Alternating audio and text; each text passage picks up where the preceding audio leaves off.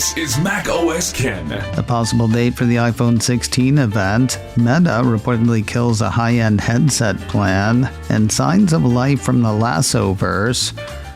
We're Richmond till we die, baby. It is Monday, the 26th of August, 2024. I'm Ken Ray, and this is news from Mac OS Ken.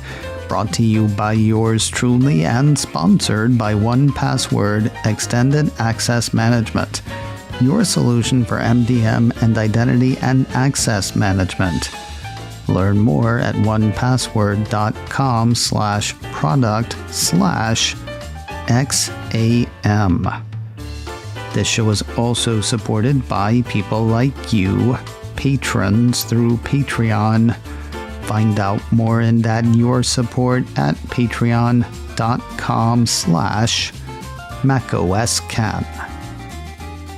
No need to grab the Sharpie just yet, but you might want to circle Tuesday the 10th of September in pencil on your calendar. That is when Bloomberg scribe Mark Gurman says Apple will hold its iPhone, Apple Watch, whatever else it's going to announce, event.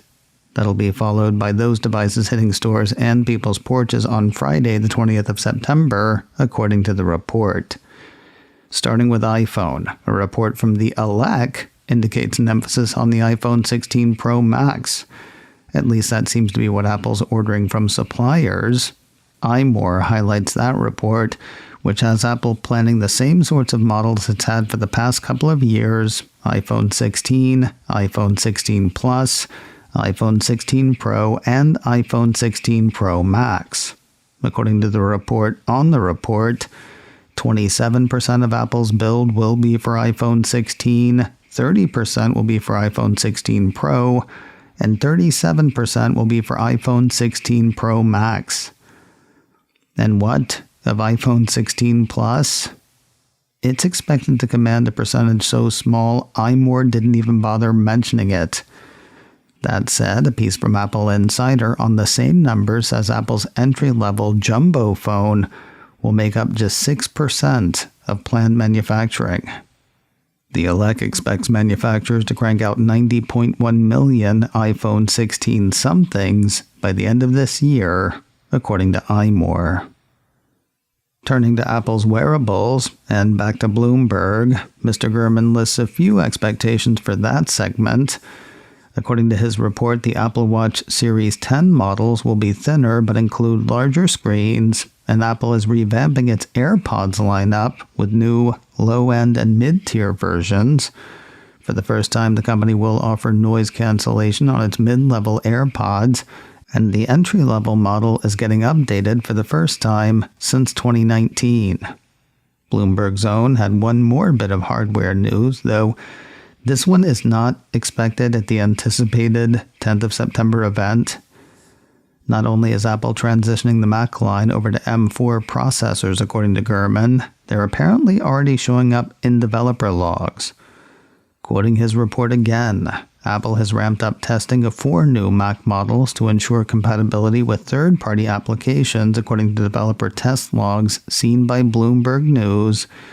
That is a key step prior to launching the new machines. The Macs that appeared are labeled with the identifiers 16,1, 16,2, 16,3, and 16,10. They all represent models with base-level versions of the M4 chip, according to Mr. Gurman. La Jolla is officially off the map. Well, unofficially, actually, and I don't mean the place. Engadget highlights a report from The Information saying Facebook avatar Meta has pulled the plug on a high-end, planned, mixed reality device. Codenamed La Jolla, the thing was meant to give Apple Vision Pro a run for its money. The device, not expected until 2027, well, originally not expected till 2027. It's not expected at all anymore, but the device was supposed to employ micro OLED displays. Those are the same types of super crisp displays used in Apple Vision Pro. They are also wicked expensive, which may have been part of La Jolla's problem.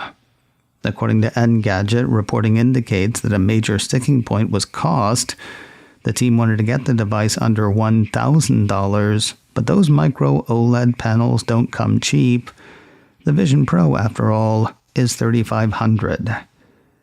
Then there's the question of whether a sizable market exists for a high-end headset. It's unclear whether that question comes from the information or Engadget, but it is the latter where one reads, another likely reason the premium device got canned is that, well, there might not be that much hunger for expensive headsets.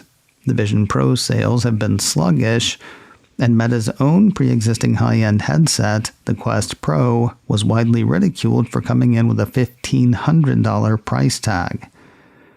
Apple Vision Pro and Meta and that whole space is one of the topics financial analyst Rob Black and I hit on last week's Mac Observer show. His head's sort of where my head has been on the whole thing, that it's far too early to deem Apple Vision Pro a failure. He thinks Apple's just getting started in this space. But you know what? I will let you hear what he has to say for yourself. Hit up the Mac Observer show wherever you get podcasts. While Meta may not be pressing on with something so high-end, it's got lots of other AR, VR, MR irons in the virtual or metaphorical fire. Engadget says there are plenty of rumors out there that a Quest 4 is coming, alongside a more budget-friendly version of the Quest 3. Meta is also reportedly prepping some new AR glasses that will likely be shown off at the next Connect event on the 25th of September. And who knows, it is early days for the whole AR, VR, MR thing. If component prices come down or a high-end headset market materializes, Engadget figures it's possible that Meta will circle back around to a high-end headset at some point. More news in a moment, but first a word from today's sponsor, 1Password Extended Access Management. Think of your company's security like a park with well-laid paths. Those paths are the devices your company gives out, the apps they approve, the IDs your company assigns. Then there are the paths that people actually use, the trampled-down shortcuts that are the easiest way to get from point A to point B. Those are unmanaged devices, apps that are not approved by IT, and IDs that really should have been temporary. Your security has those manicured paths taken care of, but who's minding what people are actually doing and using? That is where 1Password Extended Access Management comes in. It brings all those unmanaged devices, apps, and IDs under your control, making sure that every user credential is strong and protected, every device is known and healthy, and every app is visible. 1Password Extended Access Management solves the problems traditional identity and access management and mobile device management miss. It's security for the way people work today. It's available now to companies with Okta and Microsoft Entra and in beta for Google Workspace customers. Check it out at onepassword.com/product/XAM. That's onepassword.com/product/XAM. Apple seems to have lost the lead in podcasts. That is the word from Cumulus Media and Signal Hill Insights. Mac Rumors writes up their findings, which have 31% of respondents in the U.S. saying they get their podcasts from YouTube. That's followed by Spotify with 21%. Apple Podcasts comes in third, accounting for 12% of the U.S. podcast listening share. The Mac Rumors story, and I assume all the others that hit over the weekend, was actually based on a release from Westwood One that came out in early July. As the world's entertainment search engine says Westwood One, YouTube is the dominant podcast discovery platform where audiences are more likely to find podcasts. But YouTube is a video platform. Aren't podcasts audio? Well, Apple certainly seems to think so. Despite Steve Jobs shouting out the hilarious video podcast Tiki Bar TV from the Macworld stage in 2005 when iTunes added podcasts, the Mac Rumors piece says the rising popularity of video podcasts has also given platforms like YouTube a significant advantage, while Apple Podcasts has shown no willingness to push video at all.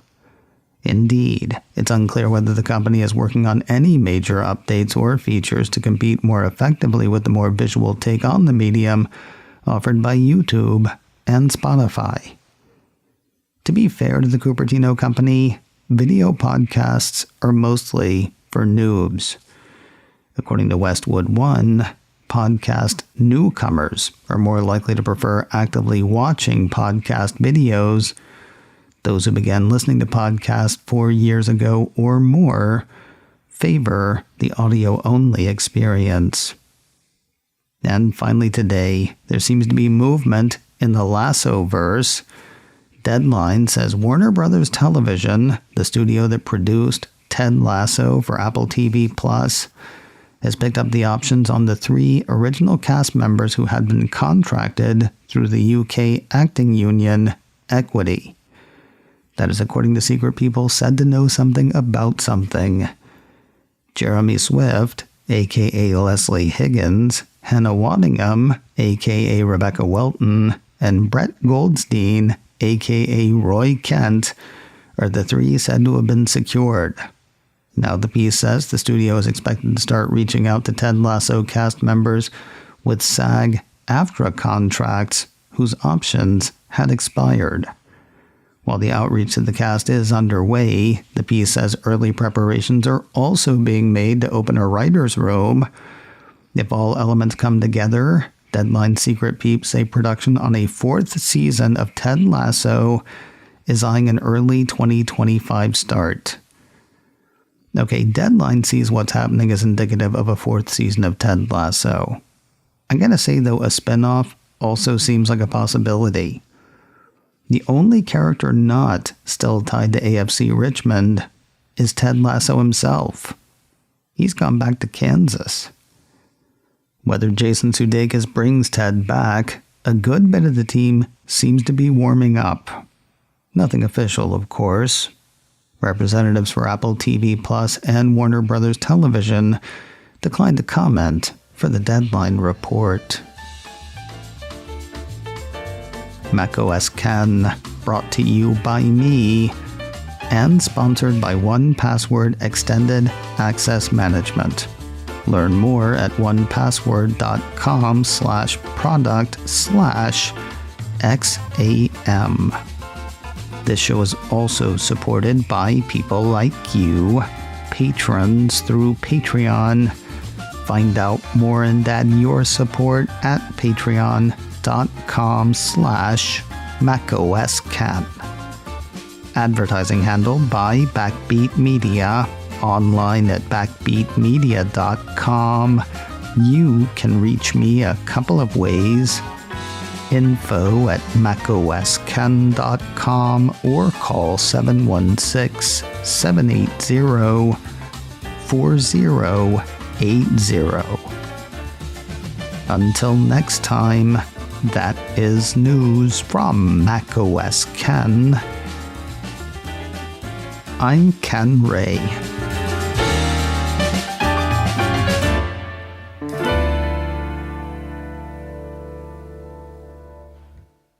Ciao.